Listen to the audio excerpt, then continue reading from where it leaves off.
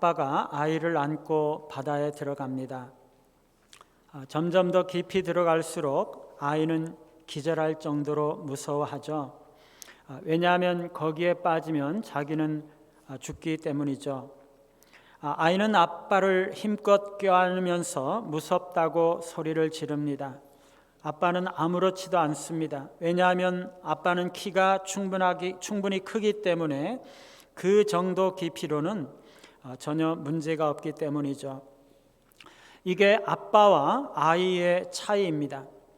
아이는 얕은 데서만 놀려고 하죠.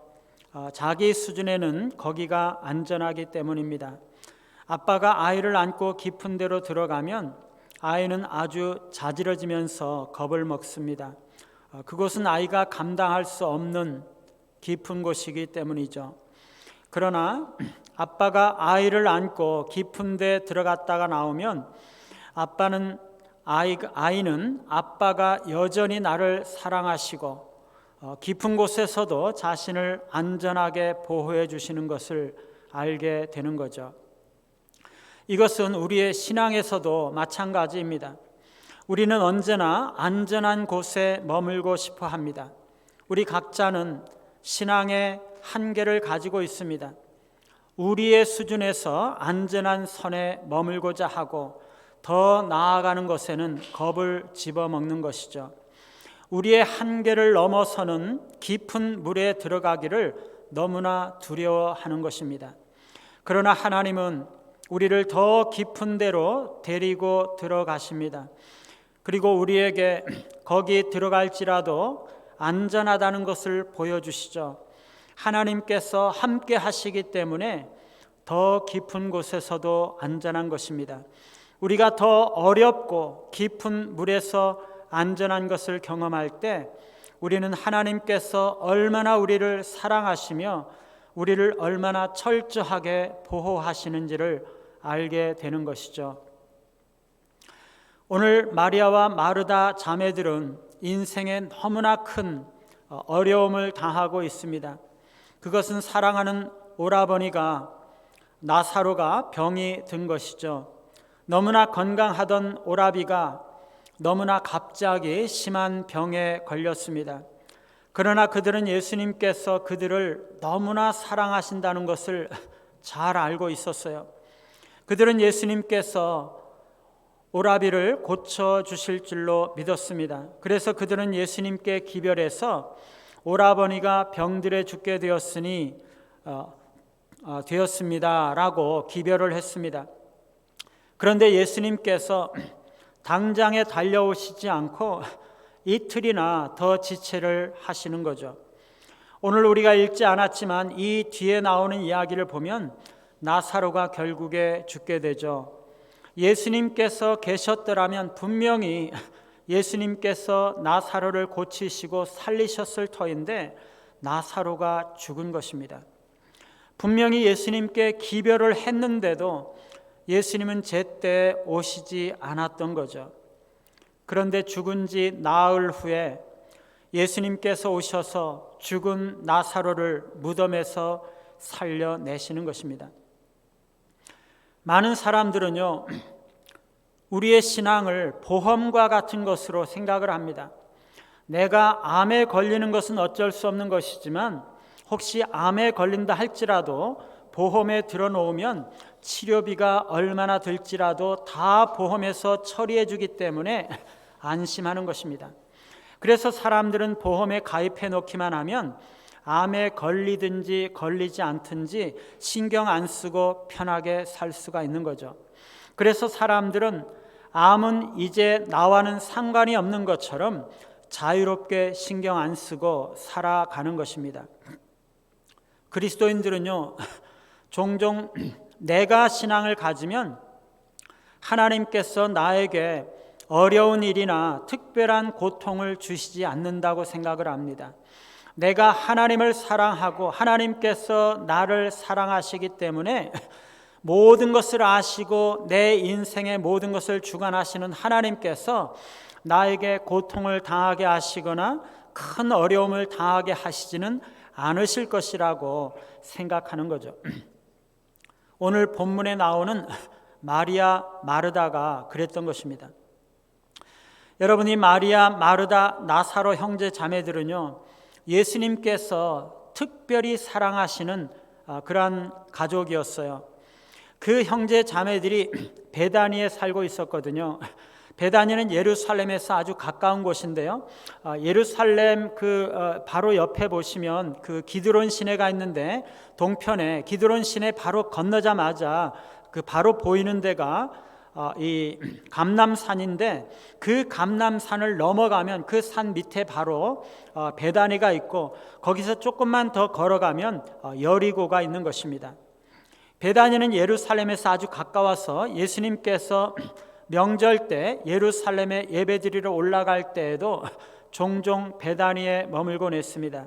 아마 마리아, 마르다, 나사로 집에 거하셨을 거예요. 말하자면 이 세 형제 자매들은 예수님께서 마치 가족처럼, 친형제처럼 아주 가까이 지내셨고 너무나 사랑하는 특별한 사람들이었던 거죠. 뿐만 아니라 특별히 이 세 사람은요, 탁월한 신앙의 사람들이었어요. 마리아는요, 주님 앞에 나아가 지극히 비싼 향유 한 병을 가져다가 그것을 다 예수님의 발에 쏟아붓고 자기 머리털로 예수님의 발을 닦으며 자신의 사랑과 믿음을 고백했던 사람이죠. 마리아는 주님을 위해서라면 자신이 가진 어떤 것이라도 아끼지 아니하고 기꺼이 주님께 드리고자 하는 믿음을 가지고 있는 사람이었어요. 그리고 마리아는요, 예수님께서 말씀을 전하실 때, 자기 집에 오셔서 말씀을 전하실 때 예수님 발 아래 앉아서 주님의 말씀 듣기를 사모했던 자였죠. 예수님은 그가 말씀을 듣는 좋은 편을 택했다고 그를 칭찬하셨죠. 사람들은요, 마리아는 믿음이 좋은데 마르다는 그렇지 못하다, 그렇게 생각하는 경향이 있어요. 그렇지 않습니다. 분명히 누가복음 10장에서는요, 예수님께서 마르다의 집에 갔을 때 마리아는 예수님 발 밑에서 말씀을 들었고, 마르다는 준비하는 일이 많아 마음이 분주했던 것이 사실이죠. 그런데 오늘 요한복음 11장에 보면은요, 마리아보다는 마르다가 훨씬 더 빛나 보이고 있는 것입니다. 예수님 오신다는 이야기를 들었을 때 마르다가 먼저 나아가서 맞았고, 마르다가 먼저 예수님께 이야기를 했고, 마르다가 정말 너무나 아름다운 신앙의 고백을 하고 있는 것이죠. 활동적인 마음을 가진 사람은 어떤 상황에서 좋게 나타나고, 조용한 성격을 가진 사람은 또 다른 상황에서 좋게 나타나는 거죠. 성격은 다르지만 마리아와 마르다 둘 다 믿음이 좋았고 둘 다 예수님을 너무나 사랑했던 것이에요. 우리 주님은요, 성격은 다르지만 모든 사람들을 사랑하시고 은혜를 베푸시는 것입니다. 나사로에 관해서는 성경에 특별한 언급이 없기는 하지만 그도 똑같이 믿음이 있었던 사람이었을 것이에요. 왜냐하면 나사로, 즉 라사로는요, 원래 엘르아살이라는 히브리어 이름을 헬라식으로 표현한 말이기 때문이에요. 여러분, 이 가정은요, 정말 믿음의 가정이었어요. 모든 가족이 그리스도의 특별한 사랑의 대상이었던 너무나 행복한 가정이었죠. 여러분의 가정은 모든 식구들이 다 그렇게 믿음을 가지고 하나님의 사랑을 받는 그런 가정이신가요?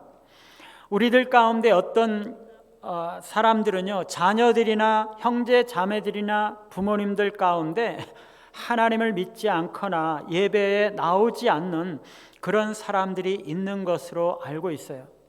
이 마르다 가족처럼 온 가족이 예수님 믿고 온 가족이 예수님의 사랑을 받는 그런 가족이면 얼마나 좋겠어요. 그래서 우리가 영혼 구원을 위한 기도 대상자를 작정하고 기도하고 사랑으로 섬기기로 그렇게 작정한 거잖아요. 아직 작정하지 않으신 분들은요, 정말 아름다운 믿음의 가정을 이루기 위해서 다시 한번 결단하시기 바라요. 그런데요, 이 믿음의 가정에 너무나 큰 어려움이 생긴 것입니다. 그게 뭡니까? 오라버니 나사로가 병이 들은 거죠. 무슨 병인지는 몰라요. 그런데 분명한 것은요, 너무나 갑자기 위급하게 위중하게 된 것입니다. 이것이 팔레스타인에서 흔히 유행하는 열병이었을지, 혹은 음식에서 탈이 났을지, 혹은 다른 원인이었을지 모르죠. 어쨌거나 나사로가 갑자기 너무나 심하게 앓고 곧 죽을지 모르는 지경이 된 것이죠. 그때 너희들이 사람을 보내서 예수님께 기별을 전하고 있는 거죠. 주여 보시옵소서, 사랑하는 자가 병들었나이다. 아주 간단하게 기별을 했습니다. 여러분, 이것은요, 짤막하지만 대단히 감동적이고 너무나 아름다운 기별이에요. 너무나 겸손하고 정중하고 예수님에 대한 깊은 확신이 있는 것이죠. 자매들은요, 주님을 사랑하는 자가 병들었습니다, 이렇게 말하지 않고 주님께서 사랑하시는 자가 병들었습니다 라고 말하고 있어요. 우리가 마음에 정말 담아둬야 하는 것은요, 주님을 향한 우리의 사랑이 아니라 우리에 대한 주님의 사랑이에요. 우리를 향한 그리스도의 그 넘치는 사랑에 대해서 우리 안에 깊은 확신으로 마음속에 간직하고 끊임없이 마음에 되새기고 상기해야 되는 거죠. 두 자매는요, 그런 확신이 있는 것이에요. 그래서 주님, 당신이 나사로를 너무나 사랑하시는 것을 잘 아는데 그 자가 병들었습니다, 아뢰는 거죠. 두 자매들은요, 이렇게 해달라 저렇게 해달라 말하지 않았어요. 어떻게 할지를 예수님께서 다 아시는 거죠. 사랑하는 친구 나사로가 병들었다는 것만을 알리는 것으로도 너무나 충분한 거죠. 진정으로 애정이 깊은 사람들은요, 말이 많거나 장황하지 않아도 돼요. 다 마음이 통하죠. 그저 핵심적인 기별 한마디면 충분한 것입니다. 이것이 하나님께서 우리의 모든 것을 다 아시기 때문에 우리가 기도하지 않아도 된다고 말하는 것은 아니에요. 우리는요, 어떤 어려움이 있든지 어떤 지혜가 필요하든지 우리가 어떤 새로운 환경에 처했든지 기도할 필요가 있는 것이에요. 그것은 내가 하나님을 사랑한다는 표시이고 내가 하나님을 신뢰합니다 라는 표시이고 나는 하나님께서 나를 얼마나 사랑하는지를 알고 확신합니다, 그런 고백인 거죠. 우리는요, 반드시 예수님께 기별을 드릴 필요가 있는 것이에요. 그런데 여러분, 이 자매들의 기별은요, 어떻게 보면 은근히 불평과 원망을 나타내는 말일 수도 있어요. 여기에 이해할 수 없는 모순이 나타나고 있어요. 사랑하는 자가 병들었나이다. 주님께서 사랑하시는 나사로가 이제 죽을 병에 들었습니다. 주님이 사랑하시는 사람인데 왜 병이 든 것입니까? 주님이 사랑하신다면 병이 들지 않도록 지켜주실 줄 알았는데 어떻게 이렇게 병이 들 수가 있나요? 주님이 진정으로 그를 사랑하신다면 왜 이렇게 병이 들도록 내버려 두십니까? 여러분은 그런 마음이 들지 않으세요? 그런 마음이 읽혀지지 않습니까? 어떤 선교사님이 선교지로 가셨는데요, 생후 10개월이 된 아들이 아주 급성 이질에 걸려서 이틀 만에 죽었어요. 너무나 갑자기 그냥 벼락치듯이 아주 심하게 이질이 악화되어서 무슨 손을 써볼 틈도 없이 이틀 만에 아들이 죽은 것이에요. 자신의 인생과 모든 것을 다 하나님께 바치고 선교하러 온 정말 믿음이 좋은 선교사님이신데요, 아들이 갑자기 죽어서 하나님 앞에서 절규를 하는 것이에요. 하나님, 왜 이런 시련을 주십니까? 우리가 선교하러 주님을 위해서 목숨을 걸고 이곳에 왔는데 왜 이런 불행을 당하게 하십니까? 하나님께서 우리를 사랑하신다면 왜 이런 일이 일어나도록 내버려 두시는 것입니까? 혹시 여러분 자신이나 주변에서 이런 일들을 경험해 보신 적은 없으신가요? 나는 정말 하나님을 사랑하고 하나님을 잘 믿으려고 하고 정말 경건하게 살려고 힘써서 살아왔는데, 가족들도 다 믿음으로 살려고 노력하면서 살아왔는데, 갑자기 정말 이해할 수 없는 재난과 불행이 나에게 혹은 내 가족들에게 닥친다는 것이에요. 어떤 장로님이요, 너무나 성실하시고 너무나 착하시고 너무나 교회 일에 충성하시고 신앙생활 잘하시는 믿음 좋으신 장로님이 계셨어요. 그런데 그 아들이 고등학생이었는데요, 그 아들도 아빠를 닮아서 너무나 착실하고 신앙생활 잘하는 아주 모범적인 학생이었어요. 그런데 여름에 교회 수련회를 갔다가 그 아들이 물에 빠져 죽은 것이에요. 장로님이요, 충격에 빠졌어요. 아니, 다른 일도 아니고 교회 수련회 하러 갔는데 왜 학생이 죽느냐 이거예요. 하나님 사랑하고 하나님 섬기기 위해서 하나님 은혜 받으려고 수련회 갔는데 왜 하필 거기서 죽을 수가 있는가?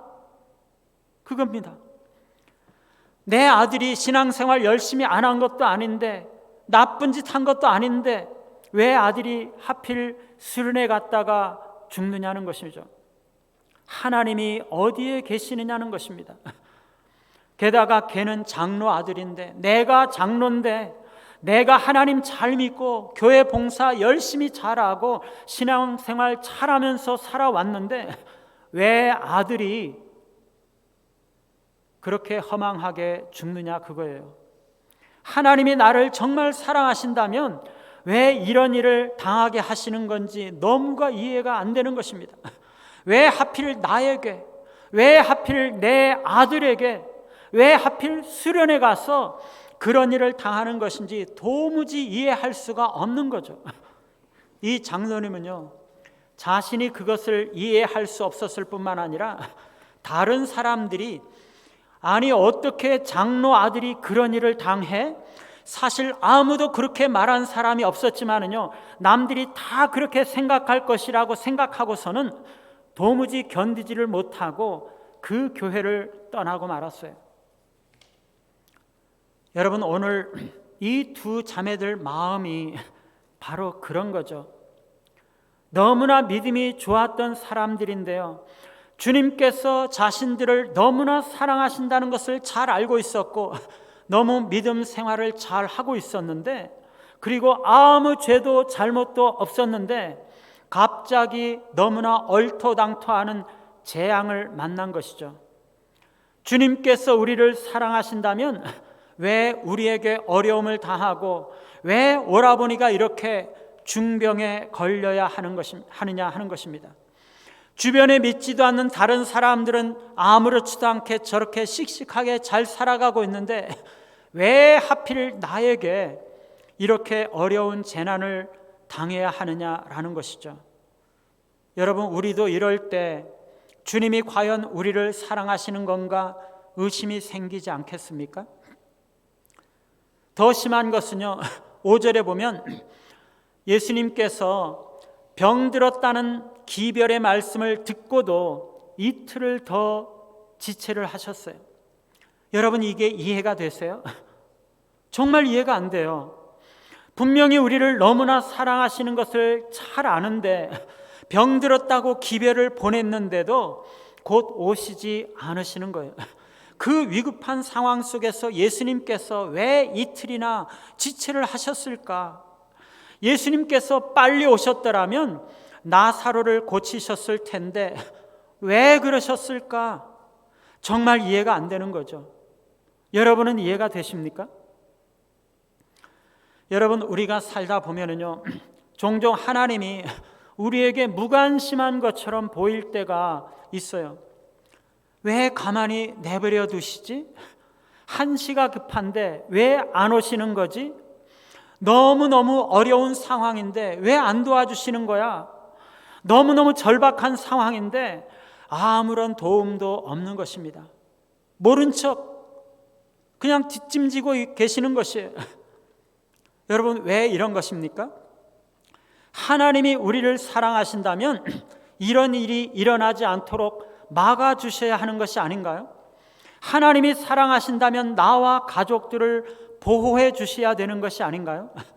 많은 사람들은요, 하나님이 정말 우리를 사랑하신다면 그런 재난을 미리 막아주셔야 한다고 생각하는 거죠.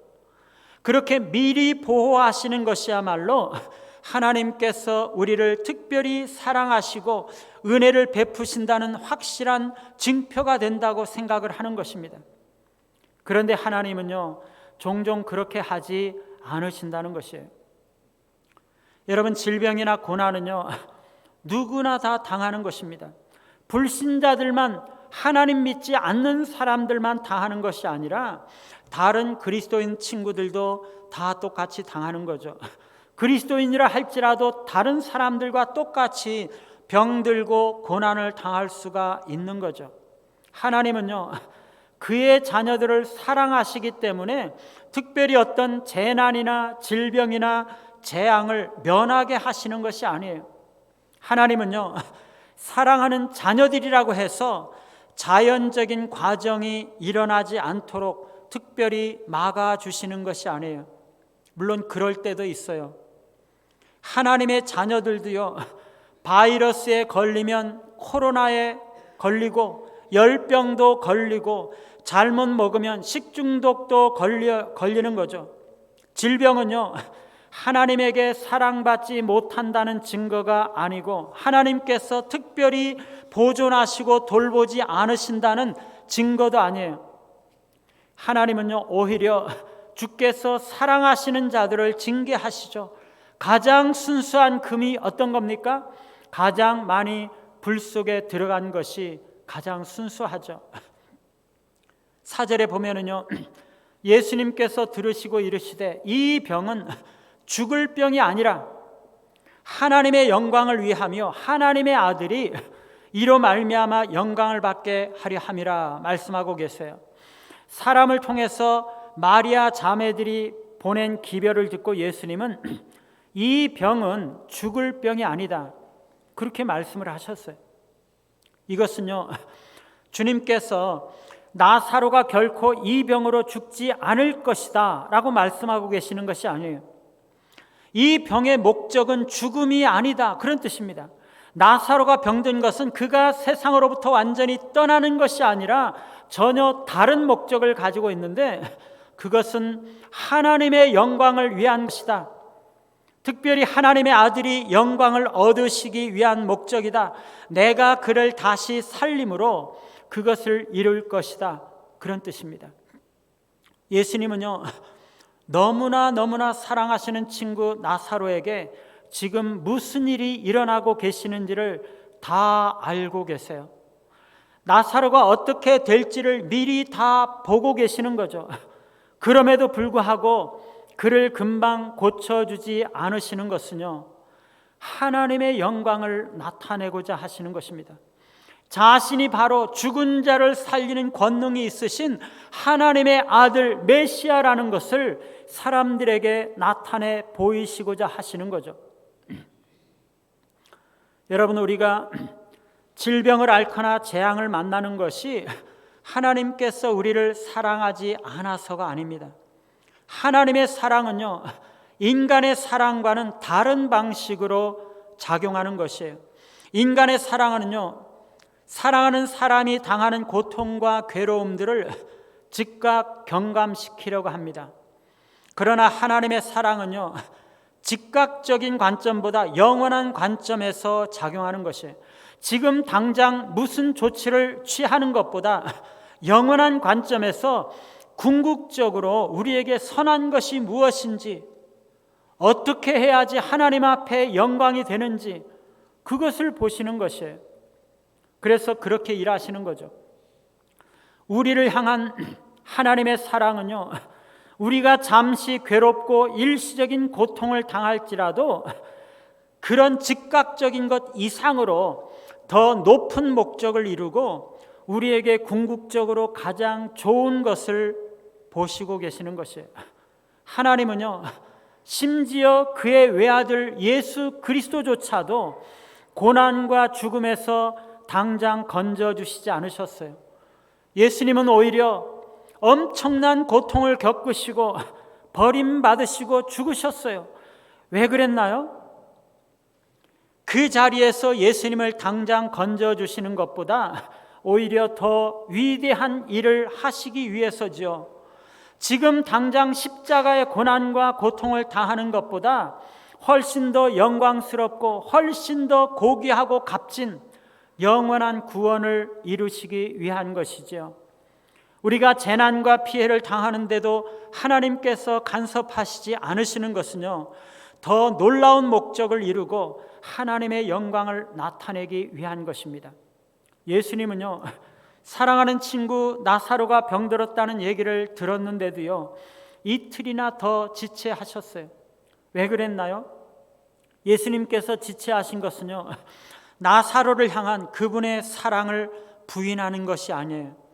그리스도께서 죽음에 대한 권능을 기적적으로 나타내실 목적을 위해서였던 거죠. 예수님께서 기별을 받으시고 이틀이나 지체하시고 나서 베다니에 도착하시자 나사로가 죽은 지 이미 나흘이나 되었어요. 여러분, 지금 날짜가 계산이 되고 있습니까? 예수님은요, 지금 아마도 벳바라라고 하는 요단강 건너편에 머물고 계셨었던 거예요. 거기서 베다니까지는 요단강만 건너면 바로 나오기 때문에 몇 시간 걸리지 않거든요.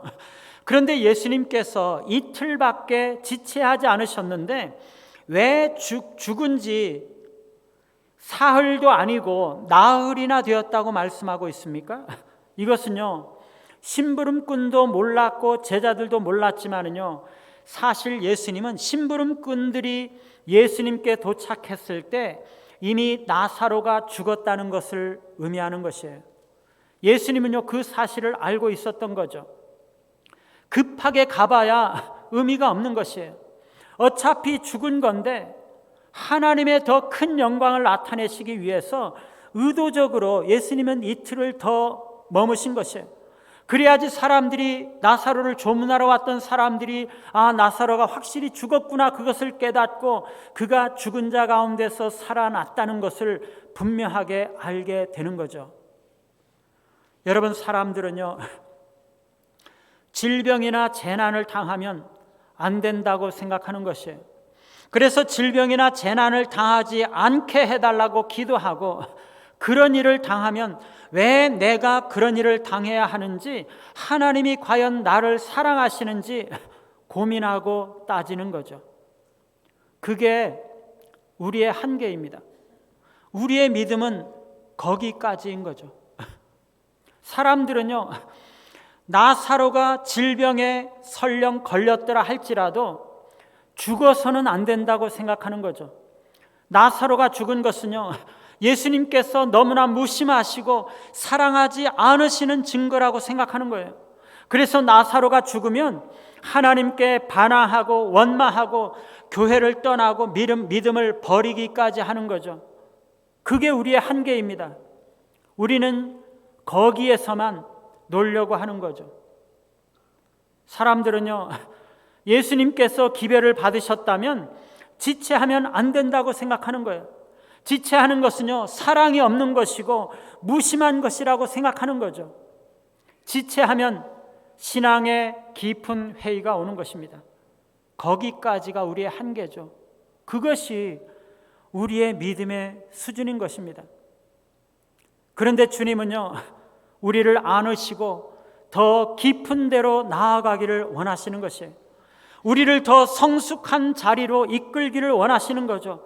우리가 아무리 무섭다고 소리를 지르고, 아무리 아프다고 비명을 지르고, 아무리 싫다고 외쳐대도요, 주님은 우리를 더 깊은 곳으로 데리고 가셔서 우리의 키보다 훨씬 더 깊은 곳에서도 주님께서 우리와 함께 하심으로 우리가 안전하고, 그런 고난과 재앙 속에서도 여전히 주님은 우리를 사랑하시고 계시다는 것을 우리에게 보이시기를 원하시는 것입니다.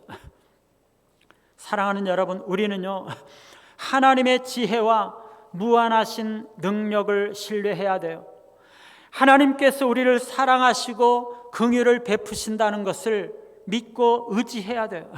하나님의 행동이 우리의 기대와 우리의 생각과 일치하지 않을 때라도 하나님은 여전히 우리를 사랑하시고 우리를 위해서 놀라운 계획을 가지고 계시고 우리를 위한 영광스러운 목적을 이루어 가시고 계시다는 것을 우리는 믿어야 돼요. 우리가 이 땅에서 어떤 고난과 재앙을 만날지라도 하나님은 우리를 위해서 모든 것이 합력하여 선을 이룬다는 것을 우리는 믿어야 되는 거죠. 여러분, 많은 경우에 오늘날 우리의 신앙은요, 주인이 주님이 아니라 우리 자신이에요. 얼마나 우리 자신들을 우상처럼 높여놨는지요. 너무나 작은 고통도 견디지 못하고 너무나 작고 사소한 어려움과 불행에도 원망과 불평을 터뜨리는 것이에요. 내가 왕이고 내가 주인이에요. 뭐든지 내 생각에 맞으면 맞아야 되고 내 방식대로 되어야 되는 것이에요. 내 생각대로 내 방식대로 안 되면 그냥 비명을 지르고 소리를 지르는 거죠. 이것은요, 얕은 물이 아니면 전혀 들어가지 않겠다고 하는 아주 어린 아이의 신앙에 불과한 것입니다. 이런 신앙은요, 자기 생각에 맞는 것은 잘 해냅니다. 그러나 자기 생각에 맞지 않는 것은요, 금방 거부 반응을 나타내고 튕겨져 나오는 것이에요. 누군가가 비위를 맞춰주고 아첨을 떨면 폼 잡으면서 일을 제대로 하지만 아무도 알아주지 않는 역경 속에서는요, 아무것도 할 수 없는 어린 아이인 거죠. 사랑하는 여러분, 깊은 데로 나아가시길 바라요. 하나님은 그것을 원하십니다. 하나님은 우리를 너무나 사랑하십니다. 내 주 하나님의 넓고 큰 은혜는요, 저 큰 바다보다 넓습니다.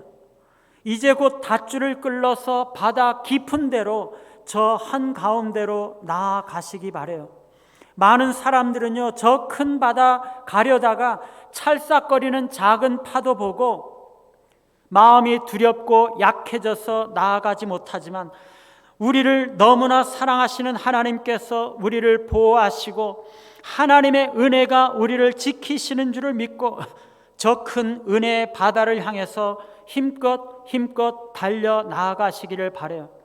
언덕을 떠나서 창파의 배를 띄워서 내 한계와 내 수준을 뛰어넘고 내 주 예수 은혜의 바다로 마음껏 저 나아가시기를 바라요. 사랑하는 여러분, 성도가 어려움을 당할 때 그것은 하나님께서 우리를 너무나 사랑하시는 증거예요. 우리가 고통을 겪을 때 그때가 바로 하나님께서 우리를 안으시고 깊은 물로 들어가고 계시는 것이에요. 우리의 고난이 지속되고 하나님의 도우심이 지체될 때 그때가 바로 하나님께서 우리를 업으시고 깊은 물을 건너시면서 우리의 믿음을 연단하시고 우리에게 그런 가운데도 하나님께서 우리와 함께 하시는 것을 믿고 의지하라고 말씀하시고 격려하고 계시는 거죠.